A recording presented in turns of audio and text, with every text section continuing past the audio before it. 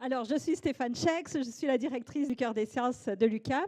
Peut-être, est-ce qu'il y a beaucoup de gens qui viennent ici pour la première fois? Oui, merci de vous être déplacés, puis j'espère que ce ne sera pas la seule fois. Je pense sincèrement que vous allez revenir. Pour vous donner une idée, on organise des événements de vulgarisation scientifique pendant toute l'année, des conférences, des débats, des causeries. Pendant l'été, on vous offre aussi des balades scientifiques, des excursions, des visites de sites auxquels on n'a pas droit d'accès habituellement. Donc, je vous invite vraiment à vous abonner à notre liste de diffusion pour être tenu au courant. Je vous garantis que vous allez trouver quelque chose qui vous intéresse. Et j'attire notamment votre attention sur quelques prochaines conférences qu'on va faire dans les toutes prochaines semaines sur évidemment le thème de l'actualité américaine.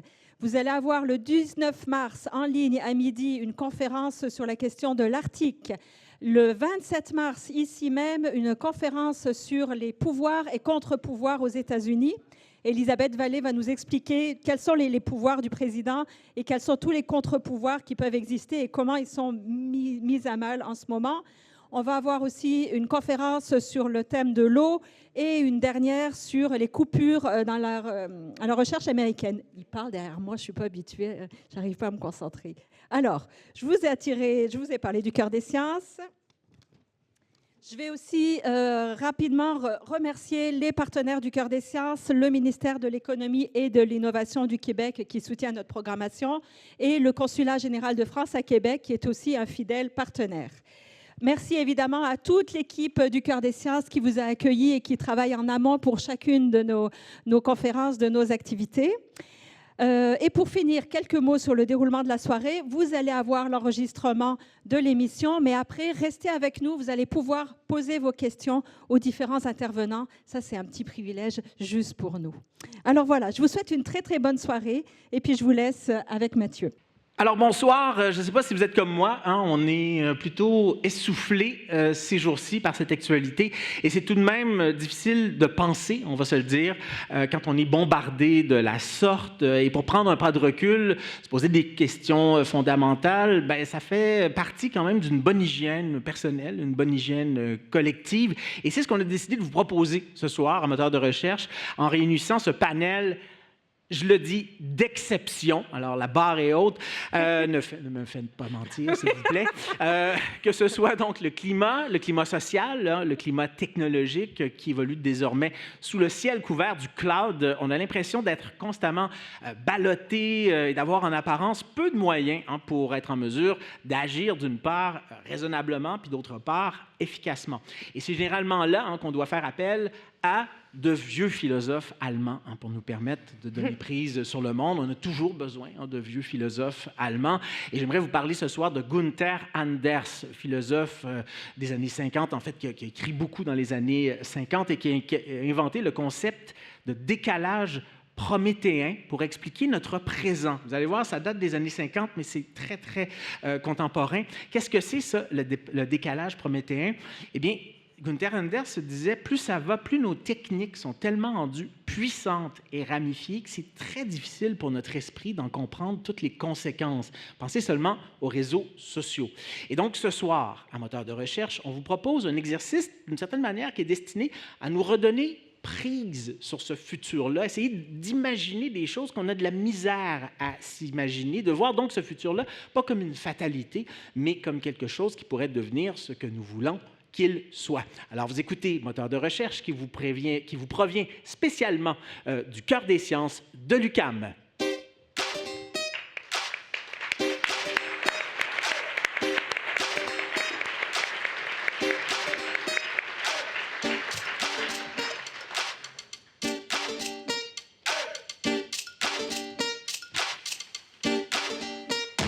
Et ce soir, Moteur de recherche, où on répond à vos questions en sciences, santé, technologie, environnement, consommation. Comment pourrons-nous cohabiter dans les villes du futur?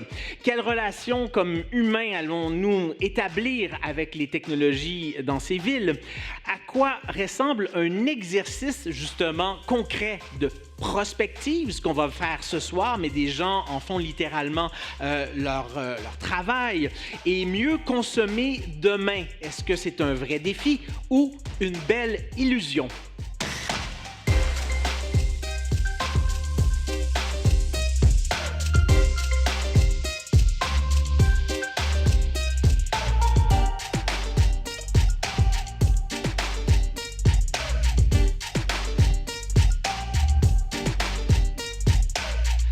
Alors, bonsoir tout le monde, bienvenue dans ce nouvel épisode, une édition spéciale de Moteur de recherche. On sort pas souvent, mais quand on sort en grande. On est ici donc au cœur des sciences de l'UQAM. C'est quand même un grand amphithéâtre, il y a 300 personnes, en fait il y a 300 places et 300 personnes qui se sont déplacées pour venir nous voir ce soir. On est vraiment très très heureux de pouvoir voir finalement notre public. C'est très rare qu'on peut faire ça. Alors, c'est un grand honneur d'être ici avec une partie de cette fabuleuse équipe et j'ai nommé ce soir, on a Fabien Durif avec nous. Bonsoir Fabien. Bonsoir Mathieu. Directeur de l'Observatoire de la consommation responsable à l'école ESG UQAM. Et on a Catherine Mathis. Bonsoir Catherine. Bonsoir Mathieu. Chroniqueuse de l'émission depuis les débuts. En fait, dans les deux cas, vous êtes là depuis les débuts. Catherine, qui est aussi à la Société des Demains, donc qui est une agence qui s'occupe de faire de la prospective, c'est bien ça? De la prospective, effectivement. Et comédienne? Non. Non, mais Catherine... Non actrice sur scène, c'est pas pareil. Non, mais Catherine, vous êtes trop humble. Catherine Mathis fait actuellement partie de la production d'une pièce qui, si vous ne l'avez pas vue, là je parle aux gens qui sont ici à Montréal, mais c'est des gens qui viennent nous visiter au cours du prochain mois, qui s'appelle Une vie intelligente et qui s'intéresse à la manière dont on peut endiguer justement l'intelligence artificielle. C'est mis en scène par Dominique Leclerc, écrit par Dominique Leclerc également. Puis Catherine, là-dedans, vous faites un peu de comédienne, là, parce que vous avez des petits moves là, sur la scène. Faites bien ça d'ailleurs. En fait, je fais de la prospective. J'amène des citoyens à réfléchir autrement au futur souhaitable. Voilà, la pièce est chez Duceppe jusqu'au 29 mars.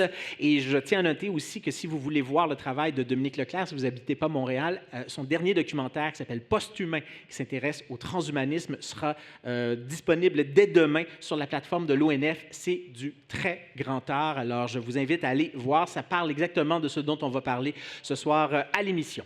Alors donc, avec nous, de la grande visite parce qu'il nous provient de Lyon. Il est à Ottawa pour une année. Il a été prêté par son université. Il est géographe, professeur et membre du laboratoire Recherche Environnement, Ville, Société du laboratoire d'excellence Intelligence des mondes urbains à l'Université de Lyon, présentement chercheur invité en durabilité urbaine à l'Université d'Ottawa. J'ai réussi à le dire. Michel Lusseau, bonsoir. Bonsoir. Michel Lusseau, merci beaucoup d'une part d'avoir permis de cristalliser cette émission-là avec votre livre qui est vraiment un livre, je le redis, là, ça fait du bien de vous lire dans cette angoisse qu'on vit actuellement. Est-ce que c'est un livre que vous avez voulu, ce livre qui s'intitule « Cohabitons pour une nouvelle urbanité terrestre », est-ce que vous avez voulu l'écrire pour faire du bien?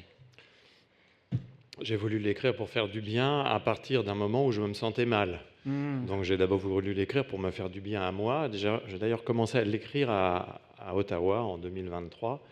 Et c'est un livre que j'ai voulu écrire parce que j'étais profondément désorienté par l'accumulation des preuves de la crise de l'habitabilité terrestre. C'est-à-dire que tous les scientifiques le savent, en raison de l'impact des activités humaines sur les systèmes planétaires, nous savons que nous allons au-devant d'une crise de l'habitabilité. C'est-à-dire que nous nous posons vraiment de plus en plus la question de savoir si un certain nombre, voire tous les espaces terrestres, pourront rester habitables de façon digne, juste, bonne, dans les prochaines années. Et cette crise de l'habitabilité, ça n'est pas de la science-fiction. La question, en fait, est déjà engagée au présent. Ben oui, on vit déjà là-dedans. On va s'en reparler dans quelques minutes. Michel Lusseau, c'est un livre, en tout cas, qui donne espoir parce qu'on sent qu'on peut avoir une prise sur ce présent-là et surtout sur le futur si on décide de poser les bons gestes. Avec vous ce soir, Franck Scherer, qui est aussi géographe. Donc, c'est rare qu'on a deux géographes dans une émission. Je suis très heureux de vous compter parmi nous. Franck Scherer, vous êtes géographe et urbaniste, professeur titulaire à l'École d'urbanisme et d'architecture de paysage de l'UDM, et vous êtes aussi directeur académique et instigateur des chemins de transition, donc, dont on va parler ce soir. Bienvenue parmi nous, Franck Scherer. Merci beaucoup, et je dois dire, je remplace ma collègue Mélanie, qui a été terrassée par la grippe. Alors, je vais essayer de faire aussi bien qu'elle.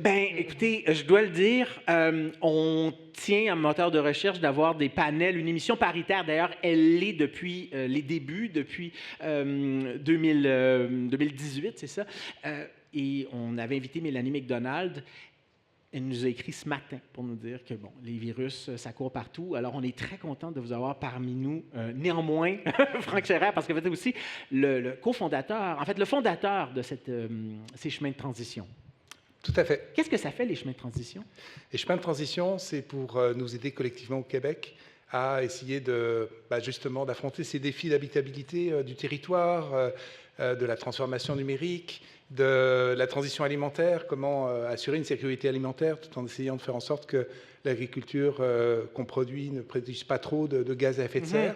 Donc, de toute façon, on va vers des modes d'habiter le territoire qui vont se transformer profondément, ne serait-ce qu'avec les changements climatiques. Et c'est vertigineux. Et donc, on s'est mis ensemble à l'Université de Montréal pour produire des outils, pour aider des acteurs de terrain à essayer, justement grâce à la prospective, à voir qu'est-ce qui est possible de faire et de tracer ces chemins de transition socio-écologique. On a une manière d'avoir une prise sur ce présent. Vous allez voir, bien des gens y pensent et bien des gens vont arriver ce soir avec des solutions, des manières d'agir, des manières de vivre qui nous permettront donc d'avoir ce futur. Alors, c'est un beau programme qui commence maintenant. La façon d'envisager le futur, elle dépend évidemment de l'âge. Je veux dire que ma génération est une génération qui, lorsqu'elle était adolescente, était abreuvée de discours, de représentations, de configurations qui nous montraient à l'avance ce que serait l'an 2000. L'an 2000 était un horizon projectif, très bien défini, changement de siècle et même de millénaire. Et donc il y avait une projection très très précise par laquelle on nous expliquait comment on allait voyager, se divertir, travailler, communiquer. Et dans ma famille, on recevait des magazines pour adolescents et tous ces magazines nous parlaient de l'an 2000 d'une façon qui était crédible, disons pas de l'utopie. Et la science était la caution qui donnait à ces représentations une certaine crédibilité. Et c'était surtout très attractif. Même certains d'entre nous étaient pressés de vieillir, ce qui, à mon avis, est un désir qui n'existe plus beaucoup aujourd'hui. Personne n'est pressé de vieillir. Il n'y a aucune impatience du futur. Il n'y a aucune impatience du futur. C'est Étienne Klein, évidemment, on a reconnu sa voix, quelqu'un qui réfléchit beaucoup à la science, physicien, mais qui réfléchit aussi à la place de la science dans la société. Michel Lusseau, vous êtes géographe, professeur, membre du laboratoire Recherche Environnement Ville-Société du laboratoire d'excellence Intelligence des mondes urbains à l'Université de Lyon. Vous venez de publier le livre « Cohabitons pour une nouvelle urbanité terrestre ». Dans votre essai, Michel Lusseau, vous écrivez notamment que votre constat est dur, mais qu'on n'a pas le choix d'être optimiste. Ça rejoint en ça la pensée d'un psychologue de Stanford, Jamil Zaki, qui vient tout juste de publier un livre qui s'appelle « Hope for Cynics », donc l'espoir pour les cyniques. Et lui, il parle du « hopeful skepticism », donc ce scepticisme de l'espoir qui devrait mener nos actions. Est-ce que vous vous reconnaissez dans cette formule du scepticisme de l'espoir? En tout cas, on a un impératif de lucidité, surtout quand on essaie de faire des sciences, que ce soit des sciences sociales ou d'autres types de sciences, un impératif de lucidité qui pousse aujourd'hui à se dire qu'il n'y a effectivement pas tout à fait de raison d'avoir l'espoir qu'on pouvait avoir il y a 40 ans dans un avenir radieux. Vous êtes d'accord avec Étienne Klein, hein? Mais bien sûr, et ça fait d'ailleurs plusieurs décennies qu'on devrait être d'accord avec Étienne Klein. La question qu'on a à se poser, c'est pourquoi est-il si difficile de faire passer ce message? En réalité, les preuves de l'insoutenabilité de notre manière d'habiter la Terre s'accumulent.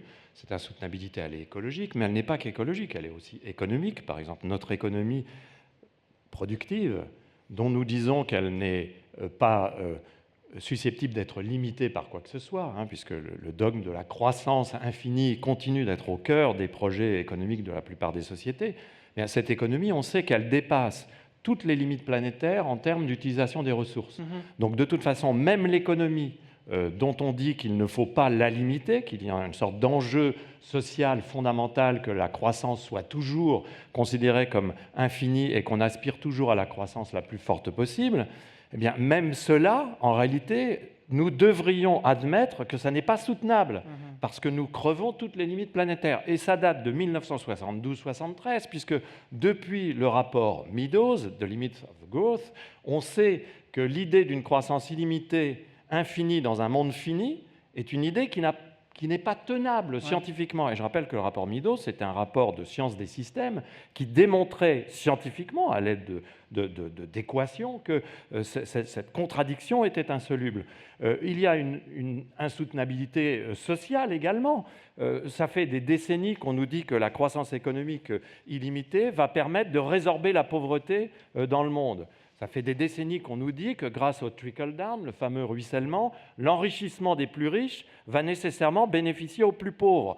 Bon, je ne sais pas ce que vous en pensez, mais j'ai l'impression qu'on peut au moins mettre en question cela et que l'existence d'une pauvreté massive et structurelle à l'échelle mondiale, on estime qu'il y a 2 à 3 milliards de personnes qui vivent sous les différents seuils de pauvreté. L'existence d'une pauvreté massive, eh bien, il faut bien considérer qu'elle est récurrente et qu'elle est peut-être structurelle. C'est-à-dire on peut même se dire qu'il faut qu'il y ait cette pauvreté pour que le système économique standard puisse perdurer. Et puis, il y a une insoutenabilité écologique, on le sait. Donc, pourquoi serions-nous optimistes ? La grande erreur, c'est de l'être. Il faudrait avoir la lucidité du pessimisme, pas du désespoir, mais la lucidité du pessimisme pour se dire, OK, on fait les diagnostics, et à partir de là, comment pouvons-nous réorienter nos modes de vie ? Vous citez Antonio Gramsci qui disait qu'il faut avoir l'intelligence, le pessimisme de l'intelligence qui s'allie à la volonté de l'optimisme, l'optimisme de la volonté. Et dans votre livre, vous dites ces problèmes-là, il va falloir les régler en ville. Ça, c'est vraiment, vous commencez d'ailleurs en parlant de ça. Pourquoi l'urbanité, vous dites que c'est fondamental comme cadre dans lequel vont devoir se régler ces problèmes-là? Alors là aussi, depuis 50 ans, on a des théories qui ont été échafaudées par des penseurs très brillants, d'ailleurs français pour certains, notamment un philosophe qui s'appelle Henri Lefebvre, qui en 1970 publie un livre qui s'appelle « La révolution urbaine ». Et c'est le premier Lefebvre à comprendre que le processus d'urbanisation qu'il observe dans les années 50-60 n'est pas simplement une évolution tendancielle de l'urbanisation du 19e siècle et du premier 20e siècle, mais un bouleversement, une mutation. Une mutation de quoi ? Eh bien, une mutation des sociétés, d'abord, de leur organisation, de leur fonctionnement, et même une mutation anthropologique, c'est-à-dire il pressent qu'en s'urbanisant, les individus vont changer dans leur culture, vont changer dans la conception même qu'ils ont d'être des individus, vont changer dans leur alimentation, dans leur manière de travailler. Et il dit cette révolution, elle est virtuelle en 70, elle va devenir générale. Et à partir de là, tout un courant de la recherche en sciences sociales, ce qu'on appelle les études urbaines, a commencé à travailler sur cette urbanisation. On a théorisé un concept qui s'appelle l'urbanisation planétaire, dans lequel on essaie de montrer que l'urbanisation, c'est ce que j'essaye d'expliquer dans le livre, cette urbanisation, en fait, elle a designé, elle a dessiné une nouvelle Terre. La Terre de 2025, c'est une Terre urbaine. Nous sommes à 55% de la population urbaine. Et au-delà même de la démographie, ce qui est important, c'est de savoir, et c'est très difficile à comprendre, c'est même un peu contre-intuitif et c'est même un peu dérangeant, que même lorsqu'on habite dans un endroit qu'on peut considérer comme un endroit non urbain, voire un endroit de pleine nature, si tant est que ces endroits existent encore aujourd'hui dans le monde, même quand on habite dans ces endroits-là, vous trouverez les références pour le Canada ou le Québec, eh bien en réalité, on est imparablement intégré au fonctionnement du système urbain parce que le système urbain, c'est un système monde. Le système urbain transforme la Terre dans son entièreté et il suffit par exemple d'avoir un smartphone, il y en a plusieurs milliards en circulation dans le monde, il suffit d'utiliser son automobile, il suffit de se connecter sur une plateforme de commande à distance dont je ne citerai pas le nom puisqu'elle est américaine pour commander un certain nombre d'objets et on est imparablement inscrit dans le fonctionnement du système urbain, qui nous change dans la mesure où nous cohabitons à l'intérieur de ce système. Et ce système urbain, il pollue de plus en plus, vous l'avez dit, c'est un système du jetable, c'est un système qui crée des déchets comme jamais auparavant. Et dans votre livre, vous dites ces villes du futur-là, il va falloir intégrer de plus en plus des notions qu'on associe à des choses peut-être plus féminines. Vous parlez notamment du care et vous faites référence à des philosophes féminines notamment qui ont théorisé ces choses-là et vous dites il va falloir dans ces villes-là parler davantage de réparabilité, parler davantage de mise en commun, parler davantage de géocare. Qu'est-ce que vous entendez par ces notions-là? Bon, vous avez la soirée, donc on va essayer de faire court. Il nous reste 5 minutes. C'est plus qu'il n'en faut. Les villes, à l'échelle planétaire, se sont organisées comme les plateformes de production économique des biens et des services et comme les marchés de consommation qui orientent l'ensemble du fonctionnement du système économique capitaliste mondialisé. Notre système mondial économique, c'est un système urbain. Il est urbanisé dans la production, il est urbanisé dans la consommation. Pour fonctionner, ce système a besoin d'extraire au jour le jour des quantités absolument stupéfiantes, astronomiques, qu'on a même du mal à imaginer, de ressources. Toute la Terre est devenue une mine. Tout est extrait systématiquement de partout. L'agriculture industrielle, c'est un système de mine. On prend du sol, on l'artificialise, on en retire de la calorie, comme on retire des minerais du sol, comme on utilise du sable pour le béton, qu'on puise de l'eau, etc. Même nous, nous sommes devenus des mines. À chaque fois que nous utilisons un smartphone, un certain nombre de sociétés puisent dans la mine que nous représentons un certain nombre d'informations qu'elles vont ensuite valoriser. C'est d'ailleurs un des points aveugles des premières théories de la Smart City, soit dit en passant. Donc, nous sommes devant un système qui est extractif, et c'est un système qui émet des quantités astronomiques de gaz à effet de serre, mais aussi des quantités astronomiques de polluants, dont certains polluants sont des polluants dits éternels, c'est-à-dire on ne sait même pas quelle est leur demi-vie, la durée de leur demi-vie, émet des déchets qu'on traite très peu. Et on en a partout en nous On maintenant. en a partout. Ouais. Il y a du plastique dans tous vos organismes. Vous avez du microplastique dans vos corps. Écoutez, j'aimerais que, oui, le constat, il est dur, mais en même temps, j'aimerais qu'on vienne sur les solutions que vous préconisez, parce que vous dites il va falloir prendre soin de nous, entre nous. Il va falloir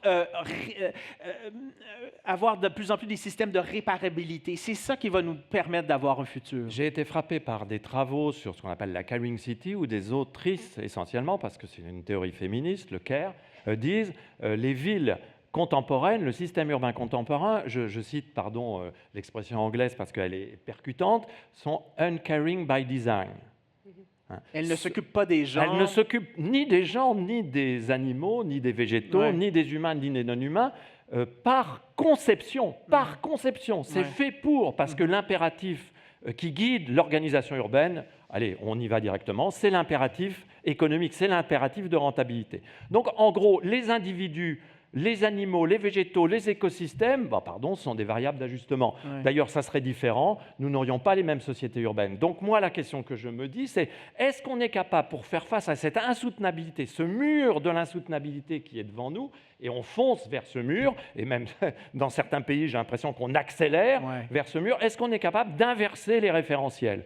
Là où le système contemporain promeut la puissance, la compétition, jusqu'à la violence justifiée, l'agressivité, comme Mark Zuckerberg dit, on a sous-estimé la vertu et la valeur de l'agressivité masculine, voilà, c'est une valeur, etc. Est-ce qu'on peut proposer quelque chose d'autre et proposer quelque chose de complètement différent? Pour trouver cette chose complètement différente, je vais du côté de la philosophie la plus différente qui soit, c'est-à-dire le CARE. À la puissance, on substitue la vulnérabilité, la reconnaissance de notre condition originelle de vulnérabilité. À la compétition, on préfère la coopération. À l'autonomie du sujet, on préfère l'interdépendance entre les humains. Donc, il est possible de penser nos vies cohabitantes complètement différemment. Et le pire, mesdames, messieurs, le pire, chers animateurs, le pire, c'est que si on le fait, eh bien, dites donc, ça fonctionne. Et d'ailleurs, vous plaidez aussi que pour que ces gestes-là partent, quand vous parlez de la ville, c'est que ces gestes-là doivent s'incarner dans le quartier, dans la rue, dans la ruelle. Il y a vraiment une prise qui doit se faire au niveau presque micro là, dans les actions que l'on peut poser. En terminant, Michel Lusseau. Eh bien, dans le monde entier, et Franck en parlera sans doute, et d'autres chroniqueurs aussi, dans le monde entier, on voit, dès qu'on observe bien, en géographe, c'est ce qu'on fait, on voit des milliers d'expériences d'habitants qui décident d'habiter différemment, qui décident de faire autrement, qui occupent des lieux, qui développent des coopératives, qui inventent des tiers-lieux, qui protègent des friches, qui décident de développer de l'agroécologie en pleine ville, qui décident de s'occuper des végétaux, des animaux, qui décident de développer des systèmes d'éducation alternatifs, de proposer d'autres manières de concevoir les soins, de proposer d'autres manières de concevoir les solidarités sociales et l'inclusion, d'autres manières de concevoir la culture. Il y en a partout. Et à chaque fois, que se passe-t-il? Eh bien, dès qu'on l'observe, on s'aperçoit que ces individus sont beaucoup plus proches des théories du CARE que des théories de la compétition. Beaucoup plus proches des théories du partage, de la coopération, de la solidarité que des théories du profit, de la compétition, de la violence. Et d'ailleurs, vous le dites très bien, on sous-estime beaucoup le pouvoir de la coopération dans l'histoire de l'évolution. On va devoir se laisser là-dessus, Michel Lusseau, mais vous restez avec nous. N'hésitez pas à intervenir quand je discuterai avec Franck Scherrer, votre collègue. Oui, rapidement, en terminant. Je reprends cette idée formidable d'une philosophe française qui s'appelle Cynthia Fleury quand elle insiste sur ce qu'elle appelle la générativité du vulnérable, la générativité du care, la générativité de ce que l'on a l'habitude de considérer comme faible, mais qui en réalité nous permet d'agir de façon complètement différente. Michel Lusseau, vous êtes géographe, vous êtes à l'Université de Lyon, vous venez de publier l'ouvrage fort inspirant, Cohabitons pour une nouvelle urbanité terrestre. On vous garde avec nous. Merci beaucoup d'être passé ici à l'émission. C'est un grand honneur. Merci, Michel Lusseau.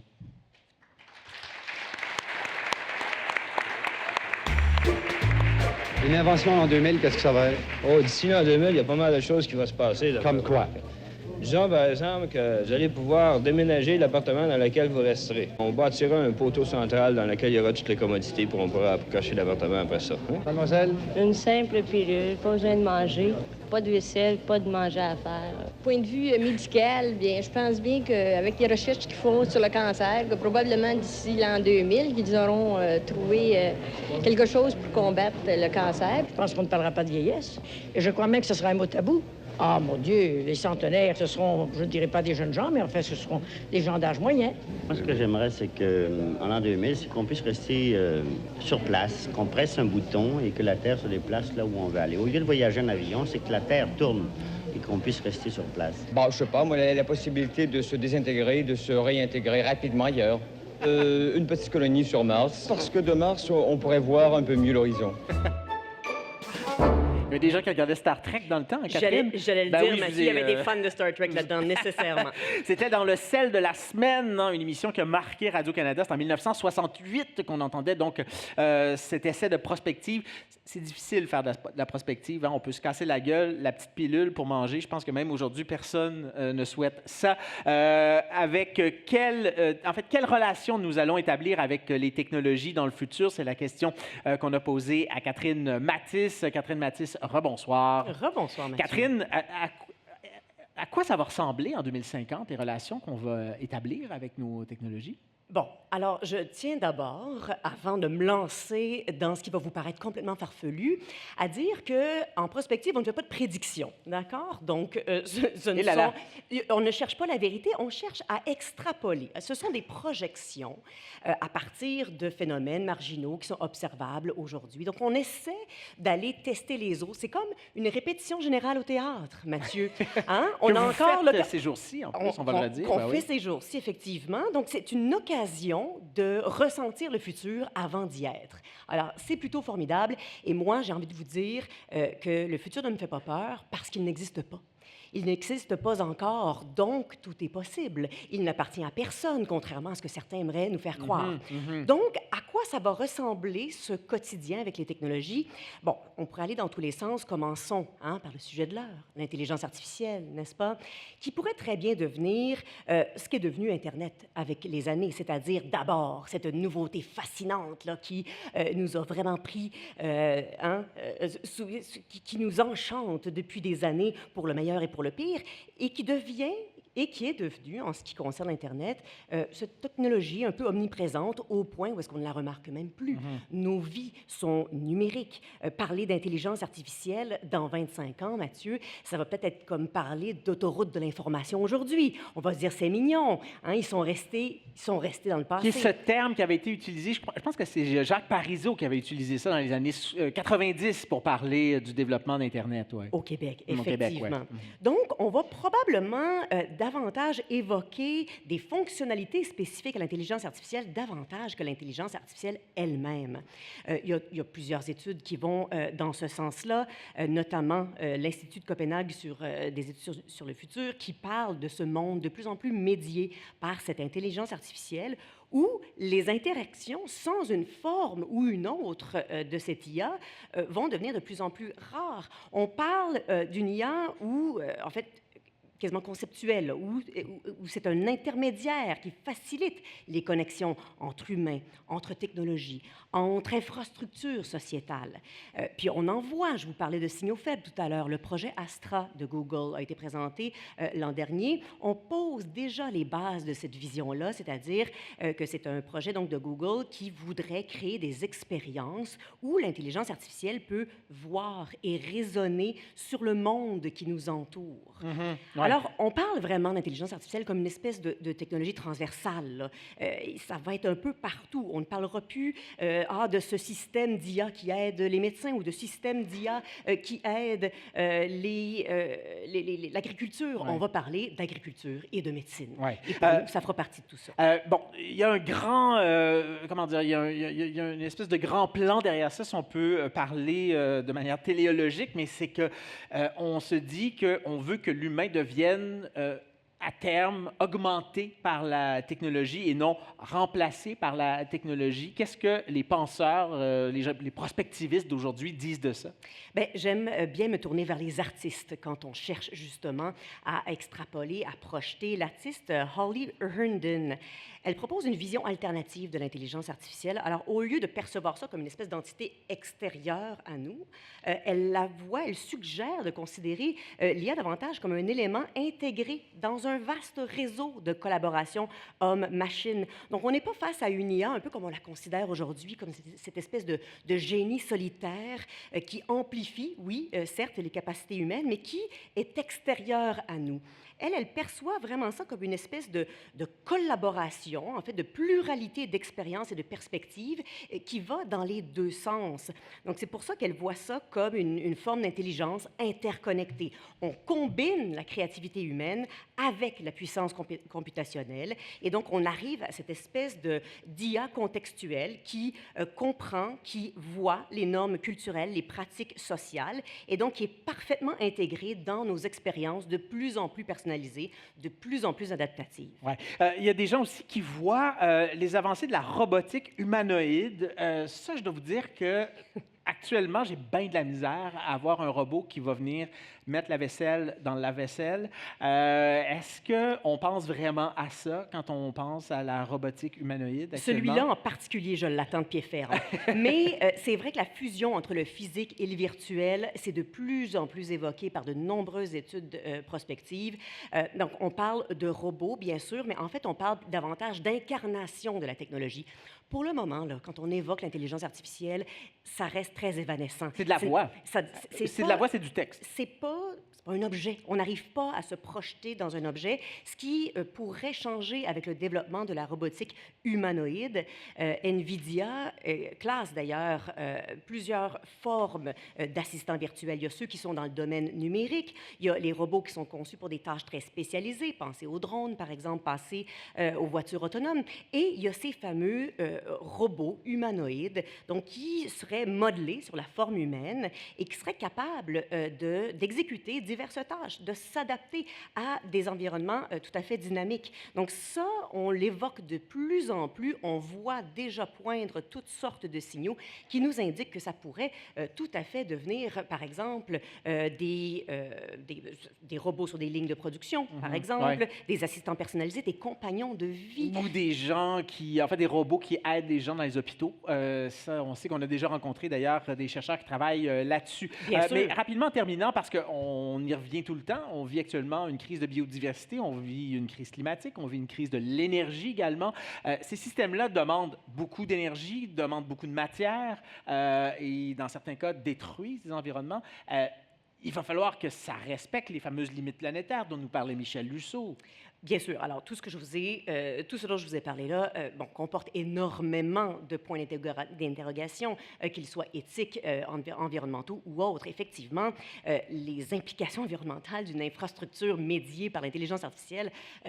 Pour le moment, en fait, il n'y a pas photo. C'est-à-dire qu'on ne peut pas développer cette technologie à l'intérieur des limites planétaires. On est d'accord. On a déjà d'importantes préoccupations par rapport à la consommation d'énergie de nos systèmes actuels. Alors, imaginez les systèmes dans 25 ans, de quel type d'énergie, quel type de ressources minérales rares on aura encore besoin. On comprend exactement actuellement. Alors, c'est très difficile d'imaginer de quelle manière, et c'est un peu le problème du futur, on a tendance à prendre des contraintes actuelles et à les projeter dans un futur qu'on ne maîtrise pas, donc dans un contexte qui est fort différent de celui d'aujourd'hui. Mais j'ai envie de dire, parce qu'on va en mettre de l'espoir dans cette émission-là, Mathieu, Oui. j'ai envie de dire que c'est pas tant la question des relations que nous aurons avec les technologies, c'est de quel type de société avons-nous envie. Le futur est une œuvre collective, n'est-ce pas?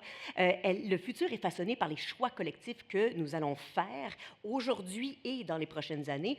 Alors, tout ce dont je vous ai parlé là, Mathieu m'a demandé de faire une chronique sur la technologie et nos relations avec la technologie, mais vous le voyez bien, c'est une question éminemment politique, éthique, sociétale. On est très loin des questions seulement techniques. On est dans des questions d'innovation sociale, institutionnelle. Et ce qui manque le plus quand on parle de développement technologique, c'est le manque de vision, c'est le manque de projection. On a beaucoup de difficultés à voir beaucoup plus loin. Ouais. Et c'est pourtant avec ces questions-là qu'on va tenter de trouver des réponses. Oui, encore faut-il que le public ait son mot à dire, hein, parce qu'on sait Bien que pour sûr. le moment, ces technologies-là, on n'a pas l'impression qu'on nous pose beaucoup de questions à nous. Hein. On ne nous envoie pas de prompt pour reprendre une terminologie bien utilisée en intelligence artificielle lorsqu'on on déploie ces technologies-là. La Bref, clé, c'est la littératie numérique. ouais. Mieux comprendre, mieux utiliser. Voilà, Catherine Mathis, merci beaucoup pour cette réflexion. Je vous rappelle d'ailleurs que Catherine, si vous ne l'entendez plus d'ici la fin de l'émission, c'est parce qu'elle nous aura quittés, parce que ça va faire du théâtre ce soir. Alors, Catherine, merci beaucoup d'être passée ici, puis d'avoir réussi à trouver du temps pour nous dans votre horaire très chargé ces jours-ci. Merci, Avec Catherine. grand plaisir, Mathieu.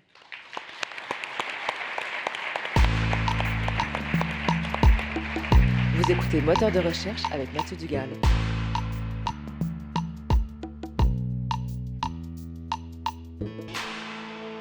Franck Scherrer est géographe, il est urbaniste, professeur titulaire à l'École d'urbanisme et d'architecture de paysage de l'Université de Montréal. Il est aussi directeur académique et instigateur d'un organisme assez hybride. D'ailleurs, leur titre évoque beaucoup de choses. C'est Chemin de transition au pluriel, dont on dit que c'est un exercice de prospective appliqué. Donc, tout ce dont on a parlé ici ce soir jusqu'à maintenant, bien, ça touche précisément ce sur quoi les chemins de transition travaillent. Franck Scherrer, bonsoir. Bonsoir, Mathieu. Bienvenue parmi nous. Les chemins de transition, comment vous définissez ça? Alors, les chemins de transition, c'est justement face au mur vertigineux de ce qu'il faudrait faire pour renverser la tendance. Puis, c'est pas sûr que, effectivement, cette tendance vers un développement non durable, vers une crise de l'habitabilité, ne serait-ce que notre territoire québécois, qui est très exploité, qui a un type de développement qui n'est pas véritablement durable aujourd'hui, dont on est un peu prisonnier, c'est se dire, par rapport à des transformations qui s'en viennent, ne serait-ce que par l'effet des bouleversements climatiques, de la baisse de la biodiversité, etc.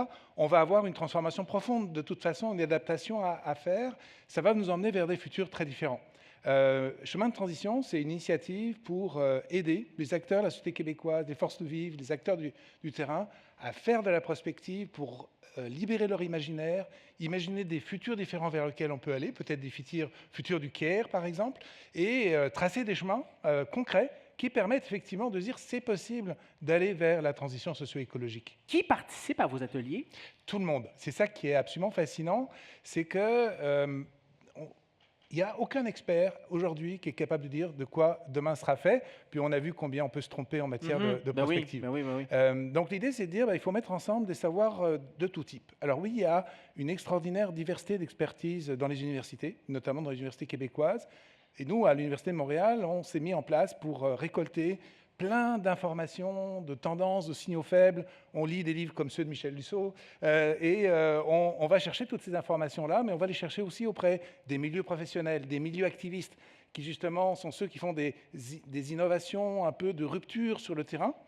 Et ces éléments-là, on en fait des bases de données prospectives qui vont permettre de construire des scénarios de futurs alternatifs. Donc, vous prenez en fait un savoir qui existe un peu partout dans les institutions, les universités, les centres de recherche, et vous le rendez disponible pour des gens qui voudraient justement avoir des outils pour changer leur quotidien, celui de leur municipalité, de leur région, c'est ça? C'est ça, et on peut le faire de deux manières. C'est-à-dire qu'on le fait dans la méthode elle-même, c'est-à-dire qu'une fois qu'on a fait en général 4 scénarios différents du futur.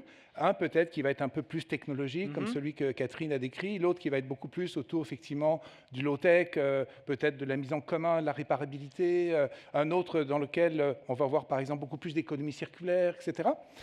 Ces scénarios-là, qui sont sur des sujets variés, comme, par exemple, la place du numérique demain, mais surtout, comment rendre le territoire du Québec plus sobre en dépenses d'énergie, en consommation de ressources et plus résilient face au choc climatique, ou encore par rapport à la transition alimentaire. On fournit donc à des collectifs de terrain, à des organisations, de quoi avoir des scénarios qui permettent d'explorer le futur. Souvent, c'est sous forme de petits récits que les acteurs peuvent faire eux-mêmes et où qu'on peut les accompagner là-dedans. Donc, vous accompagnez des gens qui veulent opérer des changements, mais avec un savoir, en fait, avec la bonne science, finalement. Ce qu'on fait, c'est que... là, je vais peut-être vous apprendre un terme, Mathieu. Ce qu'on fait, c'est qu'on développe la littératie du futur au Québec. C'est ça notre mission.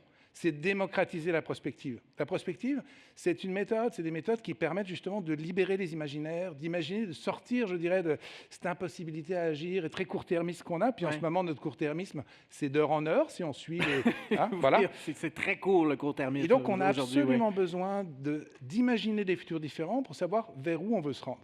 Puis aussi, ce qui est important, c'est qu'on débatte ensemble.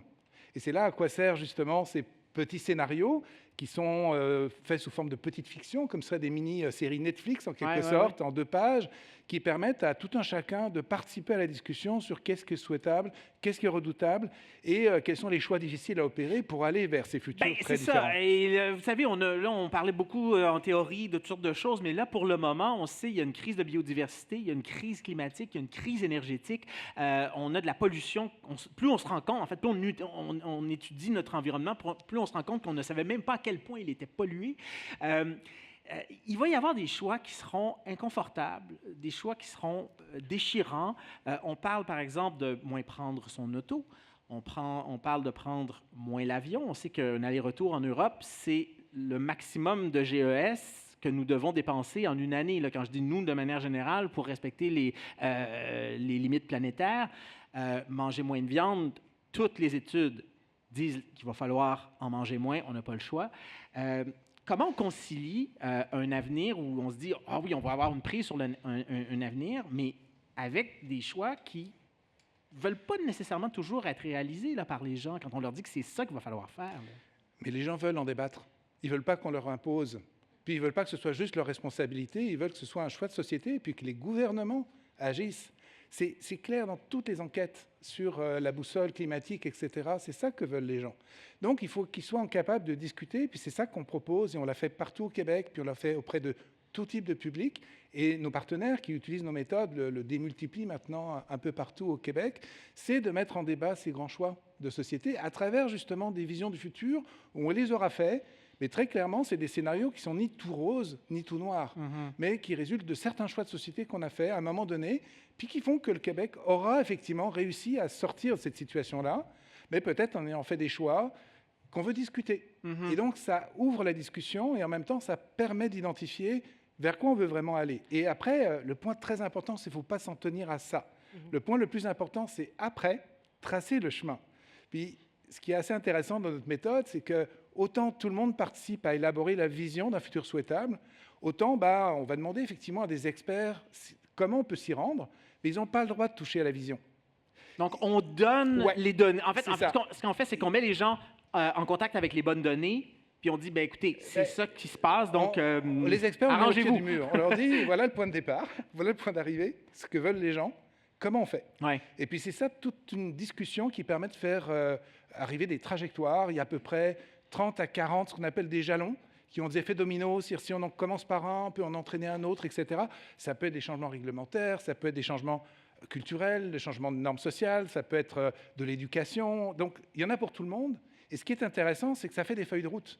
C'est-à-dire qu'après ça, les acteurs, ça peut être aussi bien les investisseurs, les gouvernements, les citoyens, les municipalités, peuvent savoir qu'est-ce qu'elles peuvent faire, à quel moment, pour effectivement contribuer à cette transformation profonde de la société qui est absolument nécessaire. Si on veut participer au chemin de transition, c'est quoi? On vous appelle, s'il y a des gens, par exemple, qui travaillent dans des organismes, des municipalités, des MRC, je ne sais pas, c'est comme ça qu'on peut le faire?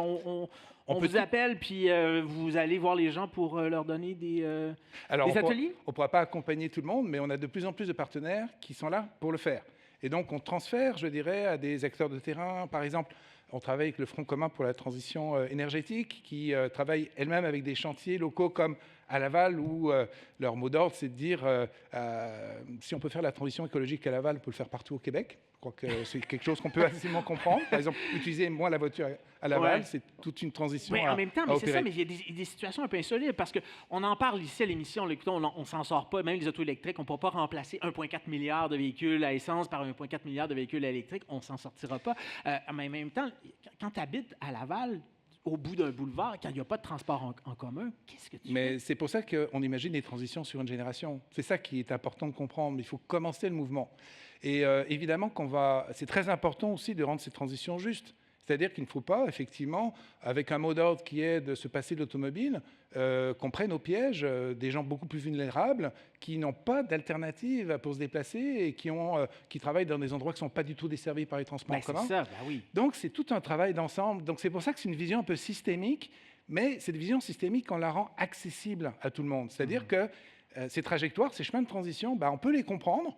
Puis on peut en prendre un bout en se disant on se met ensemble, puis c'est exactement ce qui se passe là où on transfère notre méthode. C'est un mouvement qui est en train de transformer le Québec. Et aussi bien du côté des organisations, des entreprises, on accompagne par exemple des jeunes pousses, etc. Où on accompagne également le gouvernement du Québec.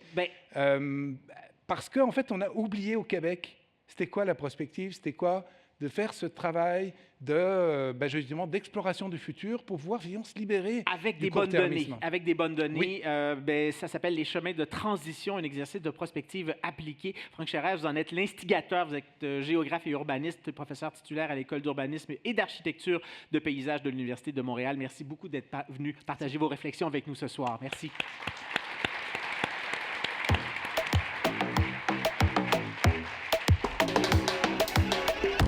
Pour réécouter notre émission, rendez-vous sur l'application Radio-Canada Audio. Mieux consommer demain, est-ce que c'est un vrai défi? Est-ce qu'on peut y arriver ou bien c'est une belle illusion? C'est ce qu'on va voir avec notre collaborateur de la première heure, Fabien Durif, qui est professeur titulaire au département de marketing de l'ESG UQAM, directeur de l'Observatoire de la consommation responsable. On l'a abordé avec Franck Scherer tout à l'heure. Alors, Fabien, vos réflexions là-dessus, est-ce qu'on peut y arriver à consommer de manière responsable? Ça va être complexe, mais je suis parti du postulat, Mathieu, qu'on nous vend la ville intelligente comme la clé d'un avenir durable. On se rend compte qu'à grand renfort de technologie, on a entendu parler des capteurs, des données massives. Cette ville intelligente, elle nous promet d'être plus efficiente au niveau de la gestion des ressources et de nous donner une meilleure qualité de vie aux citoyens. Donc je me suis posé la question de cette vision futuriste. Il y a vraiment une question qui demeure. Est-ce qu'une ville qui sera plus connectée, est-ce que nécessairement elle va permettre à ses citoyens d'être plus responsables, en partie du point de vue de la consommation? Parce que pourquoi? On optimise la mobilité, on réduit les déchets, on pilote les bâtiments en temps réel, mais où sont aujourd'hui dans les villes intelligentes les initiatives qui vont favoriser des modes de consommation plus sobres, parce que c'est ce qu'on cherche, plus circulaires et plus collaboratifs? Donc c'est vraiment cette place-là de la technologie urbaine aujourd'hui, est-ce qu'elle va permettre finalement d'aller vers une consommation plus responsable? Et j'ai voulu répondre à cette question en faisant un projet assez intéressant pendant mon année sabbatique. Je me suis dit, est-ce que l'influence urbaine, est-ce que l'intelligence urbaine, est-ce qu'elle influence vraiment les pratiques de consommation des citoyens? Donc j'ai visité 17 villes. J'ai pas eu une bonne empreinte carbone cette année-là. 17 villes dans C'est pour la bonne cause, cela dit. C'était pour la bonne cause, c'était pour la recherche. Oui, c'était pour la recherche. Donc, j'ai pris un panel de 17 villes qui sont bien classées dans le Smart City Index. On peut donner des exemples, Copenhague, Singapour, Stockholm, Abu Dhabi, vraiment. Mais aussi des projets. On entend souvent dans les médias des projets de quartiers du futur, de villes du futur, de villes intelligentes, notamment Zongdo, Magdar City, etc.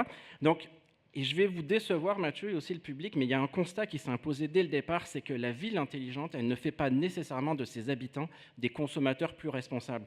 Car une ville, c'est un agencement technologique, c'est avant tout un espace de vie, elle est façonnée par ses usagers. Et ce que je me suis rendu compte, c'est que l'usager, souvent, il est oublié dans ces concepts de ville intelligente. Oui, puis on parlait tout à l'heure du fameux décalage prométhéen là, de Gunther Anders qui dit on ne voit pas les résultats de nos actions. Quand si on s'installe un foyer chez soi ou sur le plateau, on va se le faire enlever assez rapidement parce que la boucane, on va la voir. Mais quand on utilise nos téléphones, la boucane, elle est très, très loin. Donc, c'est très difficile d'avoir une prise sur ces actions quand leurs conséquences, on ne les voit jamais à toute fin pratique. On ne les voit pas. Puis on a mentionné une ville intelligente, elle est souvent présentée comme la réponse aujourd'hui à ces transitions, à ces enjeux environnementaux. Donc, la question de la consommation, elle serait censée être majeure parce que, du point de vue citoyen, après la mobilité, c'est la consommation qui a l'impact le plus important au niveau des gaz à effet de serre. Donc, mais ce qu'on se rend compte dans la réalité, c'est que souvent, la ville intelligente ou la fameuse Smart City, elle va être associée à des domaines comme la gestion de l'énergie, la mobilité, l'urbanisme, les données numériques, mais la partie de consommation est oubliée. Alors, jusqu'à présent, lorsque j'ai pu observer sur le terrain, c'est que la consommation dans une ville intelligente, elle est souvent mobilisée sur 3 points. L'énergie, donc on va utiliser la technologie pour voir comment on peut optimiser l'énergie, des questions de ressources naturelles, donc comment on peut les réduire, et les questions de données. Mais les autres points ne sont pas du tout mobilisés. Et je prends un exemple assez concret, la ville de Xandu en Corée du Sud, qui est certainement citée comme une des villes modèles au niveau de l'ultra-connexion et du futur. Tout y est optimisé, transport, énergie, gestion des déchets, mais est-ce que les habitants y consomment mieux? Non. Pourquoi? Parce que le modèle il repose sur des centres d'achat complètement classiques, une hyper-consommation des produits high-tech, l'importation massive de biens, et sur un modèle de consommation globalisée qui ne change absolument pas de à quoi on est censé s'attendre. En fait, notre poubelle se vide toute seule, mais ça ne change rien qu'elle va se remplir très rapidement puis qu'elle va être branchée sur les mêmes réseaux mondialisés qui sont déjà très, très polluants. On le sait, puis on en reçoit tellement de questions là-dessus à l'émission que les citoyens veulent mieux consommer. Mais les choix sont contraints par, on le sait surtout ces jours-ci, le prix, le manque d'informations, l'accessibilité, les habitudes. La technologie des villes de demain, est-ce que ça pourrait nous donner davantage de prise là-dessus ou bien c'est une ville de consommation, point, puis il va falloir vivre avec? Je dirais en théorie oui, mais ça va dépendre comment on utilise la technologie. Parce qu'aujourd'hui, dans les villes intelligentes, la technologie, elle est conçue pour optimiser l'efficacité, mais pas pour transformer les comportements. Dans la consommation, bien dit, ça, ouais. Oui, parce que dans la consommation durable, si on veut atteindre une consommation plus durable, on doit s'efforcer de construire des attitudes du point de vue des citoyens qui vont être pro-sociales, pro-environnementales, qui vont ensuite donner lieu à des comportements qui vont permettre une utilisation plus efficace et responsable des ressources humaines. Ouais. Alors, j'ai vu peu d'exemples intéressants dans le monde. J'ai pris l'exemple du Brisbane Carbon Challenge dans la ville de Brisbane. Ce qu'ils ont mis en place... En Australie? Oui, en Australie, ce qu'ils ont fait, c'est qu'ils ont proposé aux citoyens de calculer leur propre empreinte carbone. Il y a plein de villes qui font ce genre de choses-là, mais ils l'ont fait un peu sous forme de jeu et sous forme de normes sociales, c'est-à-dire qu'on se compare avec nos voisins qui font le même exercice. C'est très le voisin gonflable 2.0. Ouais. C'est très tribal, mais ça marche très bien parce qu'on veut être meilleur que son voisin généralement. Et ils donnent des solutions aussi pour... Au fur et à mesure, en fonction de vos scores, on va vous donner les solutions qui sont adaptées personnellement. Ce qu'ils se sont rendus compte dans la ville, c'est que tous les citoyens qui ont fait cet exercice-là, ils ont réduit de plus de 55% leurs émissions. Donc, ça peut marcher. Ouais, j'ai pris un autre exemple à Copenhague, donc au Danemark, avec un très bon accent danois. Ils ont mis en place ce qu'on appelle des Genbruk Centers. En fait, il y en a une vingtaine. Ce sont des espaces où les citoyens ils peuvent amener tous les objets qu'ils n'utilisent plus et d'autres citoyens peuvent les récupérer gratuitement. Donc là, on voit une accessibilité qui est assez intéressante. On parle de circularité, là, c'est intéressant. Là, on a un principe de circularité à la fois physique et en ligne parce qu'ils ont les deux. Et là, on a une vingtaine géographiquement. Finalement, c'est sur l'espace de la ville de Copenhague. Donc là, c'est assez intéressant. Et d'ailleurs, Michel Dussault en parle abondamment de ces endroits où on va vivre ensemble dans une ville et où on fait, en fait, société dans son livre. Et là, on a un exemple vraiment où là, on améliore le bilan carbone, on améliore, puis en plus, on crée du social. Est-ce que les villes devraient aussi jouer, puis ça, je sais que c'est des questions qui sont peut-être un peu plus sensibles, parce que quand on en parle ici à Montréal, puis je pense ailleurs, ça fait jurer, de contraindre les citoyens, les fameux bonus-malus. Est-ce que ça, faudrait jouer du bâton également? Il faudrait jouer davantage parce que les villes peuvent jouer un rôle central en tant qu'écosystème pour faire en sorte qu'on mette les outils pour qu'on consomme mieux. Donc, ces fameux incitatifs financiers, les bonus, il y a beaucoup de villes qui ont mis en place des subventions au niveau de la mobilité, vélo électrique, bornes de recharge, même des produits domestiques plus éco-énergétiques comme des ampoules, des isolants, des thermostats électriques. Et même certaines villes ont mis des subventions sur des produits d'hygiène durables. Donc, on voit quand même qu'il y a donc, c'est pas le bâton, c'est vraiment la carotte. Là, on a la carotte. Et sur le bâton, il y a des villes comme Montréal où on va retrouver certaines interdictions d'objets plastiques à usage unique. Il y a même certaines villes en Australie ou aux États-Unis, on va voir s'ils vont revenir en arrière, qui ont banni la vente de bouteilles d'eau en plastique. On sait que maintenant, les pailles, déjà, c'est revenu, on revient en arrière. C'est rendu politique, la paille de plastique. La paille en bambou est devenue très politique. Mais je vous dirais que l'idéal, ça serait de voir, comme on peut voir notamment dans certaines villes en Scandinavie, c'est de réfléchir sur des modèles de consommation partagée. Une ville du futur, ça doit être un laboratoire sur comment mieux consommer. Donc, ça doit intervenir avec l'ensemble des acteurs associatifs, privés, sur l'énergie, des coopératives, des groupes d'achat, sur l'alimentation. On va retrouver ça à Montréal, des jardins communautaires, des applications de partage de nourriture, des frigidaires partagés, des cuisines partagées, sur les biens, plateformes d'échange, mais aussi des cafés de réparation, sur la mobilité, partage d'espace. Donc en fait, il faut vraiment réfléchir sur des solutions qui soient plus collectives. Finalement, une ville intelligente, c'est de redonner du pouvoir, en fait, de redonner de la donnée à ses citoyens pour qu'ils puissent poser des bons gestes. Ben, c'est faire en sorte que finalement, il y ait des outils plus puissants pour nous aider à mieux consommer. Il faut que ça soit plus simple, il faut que ce soit plus désirable, il faut que ça réduise les inégalités. Je terminerai par une phrase, il n'y a pas de ville intelligente sans usagers qui sont intelligents. C'est une belle manière de terminer cette émission. Ben oui, merci beaucoup, Fabien Durif. Merci beaucoup à Catherine Mathis qui a dû nous quitter. Merci Franck Scherer. Merci beaucoup Michel Lusseau d'être passé ici. Je pense que ça nous aide en tout cas à donner prise à des actions qui pourraient être efficaces. Et pour citer à nouveau Antonio Gramsci, qu'on citait en début d'émission, le pessimisme de l'intelligence doit s'allier à l'optimisme de la volonté. C'est ce qu'on a essayé de démontrer ce soir. Merci beaucoup d'être venu au Cœur des sciences. Nous on retourne dans notre studio 41 demain, 19h, on y sera. Merci d'être passé ici. Bonne fin de soirée. Au revoir.